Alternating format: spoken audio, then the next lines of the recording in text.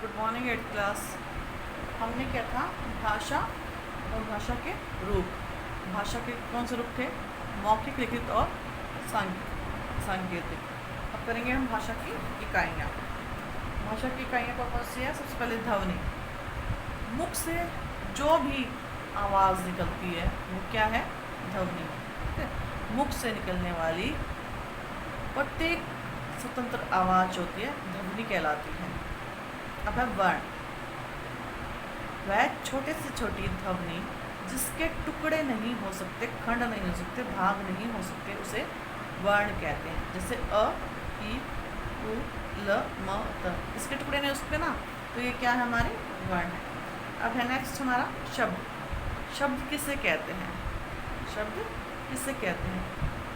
दो या दो से अधिक वर्णों के सार्थक समूह को शब्द कहते हैं। दो या दो से अधिक वर्णों के सार्थक समूह को शब्द कहते हैं। जैसे कमल, कमल।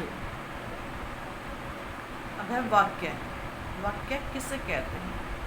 दो या दो से अधिक शब्दों के सार्थक समूह को वाक्य कहते हैं। ठीक है, शब्दों के सार्थक समूह को जो है वाक्य कहते हैं। जैसे कि राहुल पुस्तक पढ़ता है। इस वाक्य में जो है राहुल पुस्तक पढ़ता है, अलग अलग शब्द हैं, इनको जो है मिलाकर क्या बनाया गया है? एक वाक्य बनाया गया है। अब है मौखिक और लिखित भाषा में अंतर। मौखिक और लिखित भाषा में अंतर क्या है? मौखिक रूप जो है परिवर्तनशील है, हम जो बोल रहे हैं उसको बदल सकते हैं, लेकिन जो है लिखित रूप में स्थिरता बनी रहती है, स्थायी रहता है, जिसके कारण लिखित रूप का महत्व अधिक है। भाषा के लिखित रूप के कारण ही हमारा प्राचीन साहित्य व ज्ञान एक से दूसरे देश तक तथा एक पीढ़ी से दूसरी पीढ़ी तक पहुंच रहा है। अब है राष्ट्रभाषा। राष्ट्रभाषा किसे कहते हैं? जिसका प्रयोग जो है देश के अधिकांश लोग करते हैं, उसको जो है राष्ट्रभाषा कहते हैं। हिंदी भाषा जो है हमारी राष्ट्रभाषा है, क्योंकि इसका जो है इंडिया में सबसे अधिक बोला जाता है। भारत में हिंदी भाषा का प्रयोग लगभग 70% निवासियों द्वारा किया जाता है। अतः जो है हिंदी हमारी भारत की जो है राष्ट्रभाषा है। अब है राजभाषा। जिस भाषा का प्रयोग जो है हम कामकाज में, सरकारी कामकाज में करते हैं, वो होती है हमारी राजभाषा। तो हमारी जो है हिंदी और इंग्लिश जो है दोनों ही राजभाषा है, क्योंकि जो है हम अपने ऑफिशियल वर्क में जो है कामकाज में जो है हिंदी और इंग्लिश दोनों भाषाओं का प्रयोग करते हैं। अब है मातृभाषा। मातृभाषा जो बच्चा जो है अपनी माता से या परिवार से सीखता है उसे मातृभाषा कहते हैं। किसी भी बच्चे का जो है परिचय जो है सबसे पहले कहाँ होता है? उसके परिवार से होता है। ठीक है, बच्चा जो है अपनी माँ से या परिवार से ही सीखता है, इसलिए जो बच्चा अपनी माँ से सीखे या परिवार से सीखा वही जो उसकी मातृभाषा होगी। जैसे बंगाल में जन्मा बच्चा जो है वो बंगाली बोलता है, गुजरात में जन्मा बच्चा जो है गुजराती बोलता है, यही जो उनकी मातृभाषा होती है। संपर्क भाषा। गैर हिंदी भाषी भारतीयों द्वारा संपर्क भाषा के रूप में हिंदी का प्रयोग किया जाता है। जैसे कोई बंगाल से अगर बिहार में आता है तो बंगला न बोलकर हिंदी भाषा का प्रयोग अपनी बात के लिए करता है, बात करने के लिए करता है, क्योंकि बिहार के लोग जो है बंगला नहीं बोल सकते और बंगला वाले जो है बिहारी नहीं बोल सकते, इसीलिए जो है दोनों जो है हिंदी भाषा को समझते हैं। हिंदी भारत की संपर्क भाषा है, अंग्रेजी विश्व की संपर्क भाषा है। हम किसी भी अदर कंट्री में जाते हैं तो हम क्या बोलते हैं? इंग्लिश बोलते हैं, क्योंकि हमारी तो जो यहाँ की भाषा है राजभाषा, जो राष्ट्रभाषा जो है हिंदी है। अगर हम कहीं इंग्लैंड जाते हैं तो क्या भाषा यूज़ करेंगे? हिंदी नहीं ना, क्योंकि जो है इंग्लैंड वाले क्या करेंगे? इंग्लिश भाषा यूज़ करेंगे। जो है इंग्लिश जो है वो पूरे विश्व की जो है एक संपर्क भाषा है, विश्व में कहीं भी चले जाओ जो है इंग्लिश समझते हैं। लेकिन हिंदी जो है भारत की एक संपर्क भाषा है, जो जितने भी स्टेट हैं इंडिया के अंदर वो सब जो है हिंदी को जानते हैं। अब है भारत की मान्यता प्राप्त भाषाएं। भारत में जो है 8वीं अनुसूची में जो है 22 भाषाओं को जो है मान्यता दी गई है। 22 भाषाएं हैं, कौन कौन सी? हिंदी, संस्कृत, ओडिया, असमिया, कन्नड़, उर्दू, कश्मीरी, कोंकणी, तमिल, डोगरी, गुजराती, तेलुगु, पंजाबी, नेपाली, बोडो, बंगला, मराठी, मणिपुरी, मलयालम, संथाली, सिंधी और मैथिली, इनको जो है क्या मिला हुआ है, मान्यता मिली हुई है। हिंदी भाषा का मानक रूप, भाषा के जिस रूप को शिक्षित व्यक्ति द्वारा प्रयोग तथा विद्वानों द्वारा स्वीकृत किया जाता है वह भाषा का मानक रूप कहलाता है।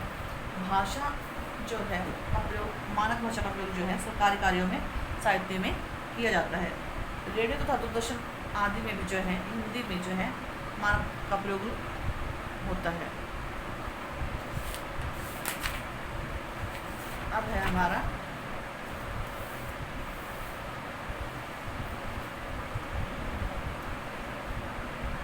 मानक और वर्तनी में, हिंदी के मानक वर्ण और वर्तनी। देखो, केंद्रीय हिंदी निदेशालय के निर्देशानुसार कुछ मुख्य बदलाव निम्नलिखित।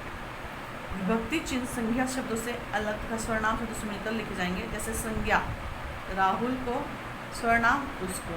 ठीक है, संज्ञा क्या है हमारा, राहुल, और स्वर्णाम क्या है, उसको।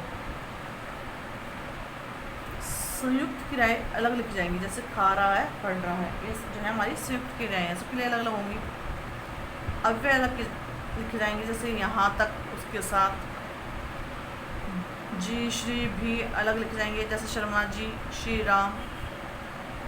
क्रिया विशेषण आदि अवयव में य व की जगह स्वरात्मक प्रयोग किया जाएगा। जैसे कि नहीं, नहीं, हुआ, हुआ, ये दोनों ठीक है, गलत कुछ नहीं है। जहाँ मूल तत्व हो वहाँ यह ही रहेगा। जहाँ स्थायी अविर्भाव दायित्व आदि में हो या यह के स्थान पर ई नहीं लगेगा। कुछ शब्द दोनों में मानक है। जैसे सर्दी, सर्दी, गर्दन, गर्दन, मुर्गी, मुर्गी, दोनों ठीक हैं। अब है तत्सम शब्दों में तीन व्यंजनों के संयोग की स्थिति में एक द्वित्व मूलक व्यंजन लुप्त हो गया है, उसे नए लिखने की छूट है। जैसे अर्ध, अर्ध, तत्व, तत्व। पश्चिम शब्दों में तत्व हो जाने पर विसर्ग का लोप हो जाता है। जैसे दुख, दुख। पूर्णकालिक प्रत्यय कर क्रिया से मिला कर लिखा जाएगा। जैसे खाकर, पढ़कर, सोकर, दौड़कर। ठीक है, हिंदी भाषा का क्या महत्व है? हिंदी भाषा का क्या महत्व है? प्रत्येक भाषा की जो है, प्रत्येक जो देश की है अलग अलग भाषाएं होती है। प्रत्येक भाषा का जो है अलग अलग महत्व होता है। प्रत्येक देश की अपनी राष्ट्रभाषा, राजभाषा और मातृभाषा होती है। मातृभाषा का प्रयोग जो है मनुष्य अपने विचारों की अभिव्यक्ति के लिए करता है, जबकि राष्ट्रभाषा का प्रयोग देश में होने वाली गतिविधियों के लिए करता है, और राजभाषा का प्रयोग जो है अपने कामकाज के लिए करता है, जो सरकारी कामकाज करता है उसके लिए करता है। भारत की राष्ट्रभाषा तथा राजभाषा हिंदी ही है, मातृभाषा अलग हो सकती है। जैसे दिल्ली, हरियाणा, हिमाचल प्रदेश, उत्तर प्रदेश, मध्य प्रदेश, बिहार और राजस्थान की जो है हिंदी ही भाषा है, हिंदी भाषी लोग प्रदेश है। अब है हिंदी भाषा की विशेषताएं। हिंदी भाषा की क्या विशेषताएं हैं? जैसा हम उसको बोलते हैं वैसा ही उसको लिखते हैं। जैसे हमने रमेश बोला तो रमेश ही लिखेंगे, र अ म ए श अ, रमेश। ठीक है, क्या विशेषताएं हैं हिंदी भाषा की? जैसा हम हिंदी भाषा में बोलते हैं वैसा ही लिखते हैं। इसके शब्द भंडार में अरबी, फारसी, अंग्रेजी, तुर्की, फ्रांसीसी, डच, पुर्तगाली आदि भाषाओं के अनेक शब्द भरे पड़े हैं। अतः शब्द संपदा की दृष्टि से भी यह भाषा अत्यंत संपन्न है, विकासशील है और उदार है, बहुत बड़ी है। हिंदी पूर्ण तथा वैज्ञानिक भाषा है। यह फिजी देश की भी राजभाषा है। कौन से देश की राजभाषा है ये? फिजी देश की। उसमें जो है सरकारी कामकाज जो सारा हिंदी में होता है। यह विश्व के अनेक देशों जैसे Mauritius, Fiji, Trinidad, Tobago, Suriname आदि में भी बोल जाती है। इन देशों में जो है हिंदी बोली जाती है। जनसंख्या की दृष्टि से विश्व में हिंदी भाषाओं का तीसरा स्थान, मतलब जो है तीसरा स्थान है किसका? हिंदी भाषाओं का। यह भारत में 18 करोड़ लोगों की मातृभाषा तथा 30 करोड़ लोगों की संपर्क भाषा है। संपूर्ण विश्व में हिंदी भाषा में ही सबसे अधिक फिल्में बनाई जाती है। आजकल टीवी चैनलों पर समाचार, विज्ञापन, सीरियल और अन्य कार्यक्रम हिंदी भाषा में सबसे अधिक प्रसारित हो रहे हैं, चल रहे हैं। भारत में सर्वाधिक पत्र पत्रिकाएं एवं पाठक जो है हिंदी भाषा के ही हैं। ठीक है, मोस्टली न्यूज़ चैनल हैं, मोस्टली पत्रिकाएं हैं, न्यूज़पेपर है हमारे जो है हिंदी में है। अब है बोली किसे कहते हैं। बोली किसे कहते हैं? भाषा का क्षेत्रीय रूप को ही बोली कहा जाता है। ठीक है, भाषा के क्षेत्रीय रूप को ही बोली कहा जाता है। भाषा का जो रूप है विस्तृत है, बड़े क्षेत्र में हो जाती है भाषा को, और लेकिन जो बोली का क्षेत्र है वो सीमित है। यह भाषा का जो है अल्प विकसित रूप है। इसे सामान्यतः जो है बोलचाल में प्रयोग करते हैं। बोली में ही मुहावरे, लोकोक्ति, लोकगीत, लोक कथाओं आदि का सुंदर देखा जा सकता है। कामकाज में जो है हम बोली का प्रयोग नहीं करते हैं। अब है उपभाषा और बोली। पश्चिमी हिंदी, खड़ी बोली, कौरवी और ब्रजभाषा, हरियाणवी, बुंदेली, कन्नौजी। पूर्वी हिंदी में कौन सी बोली जाती है? अवधी, बघेल, छत्तीसगढ़ी। ऐसे जो इसको रीड करना है। अब है भाषा और बोली में अंतर। बताया था भाषा का जो है विस्तृत क्षेत्र है। भाषा जो है एक बड़े क्षेत्र में बोल जाती है, जबकि जो है बोली एक सीमित क्षेत्र में बोल जाती है। भाषा में साहित्य रचना होती है, जबकि बोली में कोई साहित्य रचना नहीं होती। इसमें जो है हमारे क्या होते हैं? मुहावरे हो सकते हैं, लोकगीत हो सकते हैं, लोक कथाएँ हो सकती हैं। भाषा का प्रयोग जो है सरकारी कामकाज में होता है, जबकि बोली का प्रयोग जो है हमारे सिर्फ बोलचाल में होता है। हरियाणवी, बुंदेली, छत्तीसगढ़ी, मेवाती, भोजपुरी, मैथिली आदि जो है हमारी सारी बोलियां हैं। लिपि किसे कहते हैं? लिखाई के चिन्हों को लिपि कहते हैं। जो कुछ भी हम लिखते हैं उसके लिए कोई ना कोई तो चिन्ह बनाए गए हैं, उसको क्या कहते हैं? लिपि कहते हैं। लिखाई के चिन्हों को लिपि कहते हैं। विद्वानों द्वारा प्रत्येक भाषा को लिखने के लिए अलग अलग लिपियाँ तैयार की गई हैं। हिंदी, संस्कृत, संथाली, मराठी, नेपाली, कश्मीरी आदि भाषाओं की लिपि जो है देवनागरी है। अंग्रेजी, फ्रेंच, जर्मन आदि भाषाओं की लिपि जो है रोमन है। इसी तरह जो है उर्दू की लिपि क्या है? फारसी है।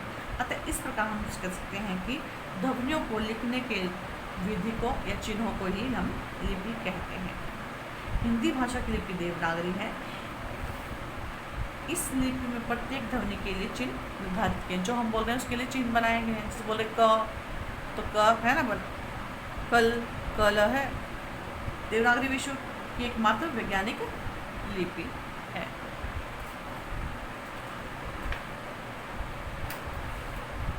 लास्ट आ गया, थोड़ा सा कर लेते हैं आज। साहित्य। साहित्य जो है हमारे ज्ञान का संचित कोश है। साहित्य में जो है हमने जो भी लिखा है उसमें संचित रहता है, लिखा रहता है लंबे समय तक। यह युग युग से एकत्रित तथा संचित ज्ञान का भंडार है। यह दो प्रकार के होते हैं। साहित्य हमारा जो है गद्य साहित्य होता है, एक पद्य साहित्य होता है। गद्य साहित्य में जो है साहित्यकार अनेक विधाओं का निर्माण करता है। गद्य की विधाएं हैं कहानी, उपन्यास, निबंध, पत्र, कथा, संस्मरण, नाटक, जीवनी आदि। गद्य साहित्य के प्रमुख साहित्यकार हैं, जैसे बहुत सारे हैं। मुंशी प्रेमचंद्र ने कौन सी लिखी हैं? मानसरोवर, गोदान, क्रमभूमि आदि। जयशंकर प्रसाद ने लिखी चंद्रगुप्त, स्कंदगुप्त आदि। आचार्य चतुर्सेन ने लिखी सोमनाथ, महादेव वर्मा का गोरा और गिल्लू। अब पद्य साहित्य है जो हमारे एकदम में होती है, पोएम होती हैं। दोहा हो गया, छंद हो गया, सवैया हो गई, सब क्या है? पद्य है। पद्य साहित्य में साहित्यकार पद्य द्वारा अपने विचार व्यक्त करता है। पद्य साहित्य के अंतर्गत कविता, दोहा, छंद, सवैया, पद, सोटा आदि आते हैं। इसके बहुत सारे जो है कवि होते हैं। तुलसीदास ने रामचरितमानस लिखी है, कबीरदास ने बीजक लिखी है, बिहारी जी ने सत्सई लिखी है, जयशंकर प्रसाद ने कामायनी लिखी है, रामदास दिनकर ने कुरुक्षेत्र, शक्ति और क्षमा लिखी है। अब है व्याकरण। व्याकरण किससे कहते हैं? व्याकरण वह शास्त्र है जिसके द्वारा हम भाषा के शुद्ध रूप का ज्ञान करते हैं। ठीक है, व्याकरण भाषा का ठीक तथा प्रभावशाली प्रयोग करना हमें सिखाती है। किस वर्ण, शब्द, वाक्य का प्रयोग कैसे करना है, कहाँ करना है, इसमें क्या आएगा, सब हमें कौन सिखाता है? व्याकरण सिखाता है। व्याकरण के 4 भेद हैं: वर्ण विचार, शब्द विचार, पद विचार और वाक्य विचार। ठीक है, इतना करेंगे आज।